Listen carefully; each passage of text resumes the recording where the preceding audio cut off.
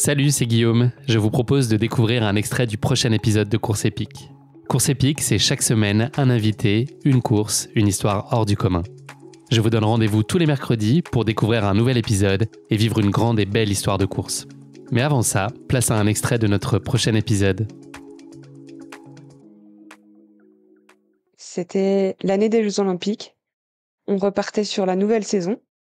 On avait déjà fait des petites sélections, d'autres sélections avant cette compétition. Et donc, cette compétition aux Pays-Bas servait de sélection pour les premières Coupes du Monde de la saison. J'étais déjà qualifiée au vu de mes résultats passés et puis sur la compétition, sur cette compétition. Là, on était sur la dernière course, donc le dimanche, on était sur le 1000 mètres.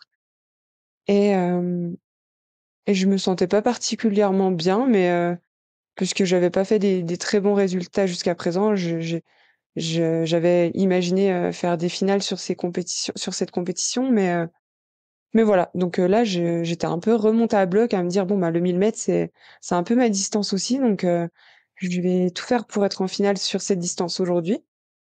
Et donc j'entame un dépassement à l'extérieur, mais malheureusement il y a une de mes adversaires qui perd son appui et qui tombe, qui m'emporte avec elle dans sa chute, Ce qui est ou du courant en moins qui soi.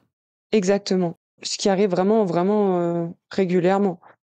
Et d'ailleurs, j'étais tombée 1 milliard de fois avant ça. Sauf que là, en tombant, je sais que je vais me faire mal.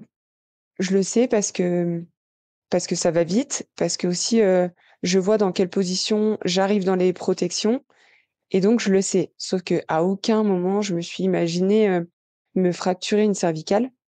Je pensais que j'allais me fracturer le tibia, ce qui est l'une des blessures les plus courantes en short track, des grosses blessures, on Donc va là, dire. l'impact il s'est fait sur tes jambes, c'est ça? Exactement, mes pieds arrivaient, en direction, des protections et donc j'ai pas réussi à monter mes jambes. Donc ma tête a heurté violemment mes genoux. Elle est repartie en arrière et ça m'a fait un peu le coup du lapin et ça m'a, fracturé, déplacé la cervicale 5 avec une atteinte à la moelle épinière. Et donc là, je me suis retrouvée tétraplégique et je ne sentais absolument plus rien. Là, de ce que j'ai compris, tu mesures tout de suite que ce qui vient de se passer est extrêmement grave. Tu n'as plus aucune sensation. Je crois que tu peux même plus crier. Ton souffle a été aussi affecté par la violence de choc. Tu es tout de suite lucide sur la gravité de la situation. Tout de suite, tout de suite, tout de suite, puisque j'ai pas perdu connaissance et puis, pareil, c'est quelque chose que je dis souvent, mais c'est indescriptible cette sensation de ne plus rien ressentir. Donc, j'ai tout de suite su que je sentais plus rien. J'ai essayé de me relever parce que bien sûr la course continuait. Donc, quand on chute en short track, le but c'est de se relever le plus vite possible pour, éviter un peu cette zone de crash. Parce que donc vu qu'on tourne en rond, les autres adversaires allaient arriver et s'il y a de nouveau une chute au même endroit, là par contre ça peut être très grave et de toute façon c'était déjà très grave, mais je veux dire ça aurait pu, Un accentuer, suraccident, ouais. mon état. Exactement. Donc, ils ont arrêté la course.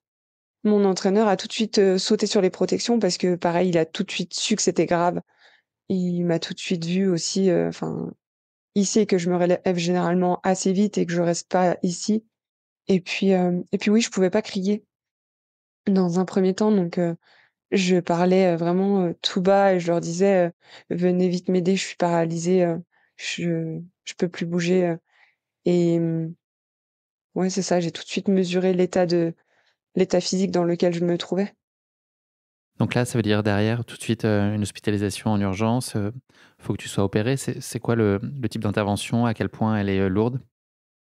En effet, il faut aller très, très vite puisqu'il y avait donc cette fracture de la cervicale, mais il y avait surtout cette atteinte, au niveau de la moelle épinière.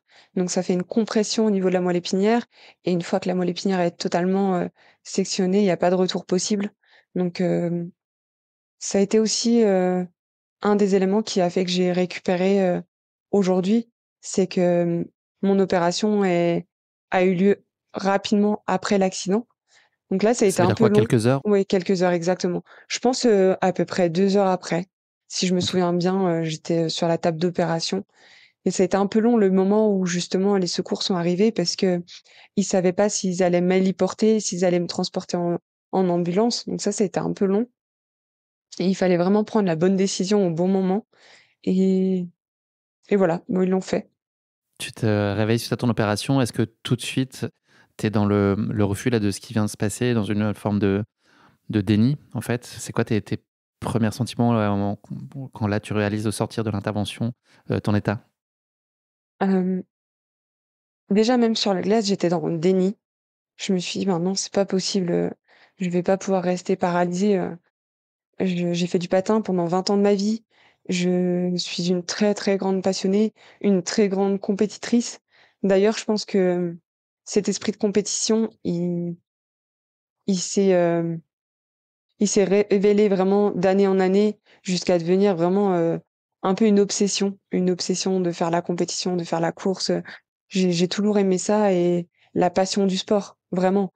Depuis l'âge de mes 9 ans, j'ai fait donc du patin, mais je pratiquais aussi d'autres sports et je me suis dit: «Maintenant, c'est pas possible, je vais pas ne plus patiner, je vais pas ne plus marcher, ne plus courir», c'était vraiment, quelque chose d'impensable pour moi et je me suis dit que ça allait être terrible. Donc j'étais vraiment dans le déni déjà sur la glace et puis ensuite, quand ils m'ont sorti de la glace sur le brancard, mon corps s'est réveillé, j'étais dans des douleurs atroces, vraiment atroces, indescriptibles.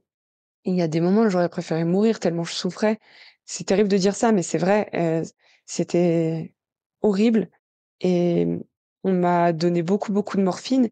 Puis donc j'étais dans un état un peu second et donc je souffrais et en même temps j'étais dans cet état un peu second et je disais à mes coéquipiers: «Mais est-ce que vous pensez que je vais être prêt pour les coupes du monde?» alors que ça avait lieu 3 semaines après. C'était impensable de dire ça à ce moment-là, mais c'était vraiment une obsession et donc après l'opération, pareil, je me suis dit: «Bon, bah, maintenant, tout de suite, de me dire, bon, ben, c'est terrible ce qui m'arrive, je suis paralysée, OK, mais il va falloir, entamer vraiment une grosse rééducation. Il va falloir que je sois très, très forte parce qu'il faut que je me retrouve sur mes 2 jambes pour pouvoir de nouveau patiner».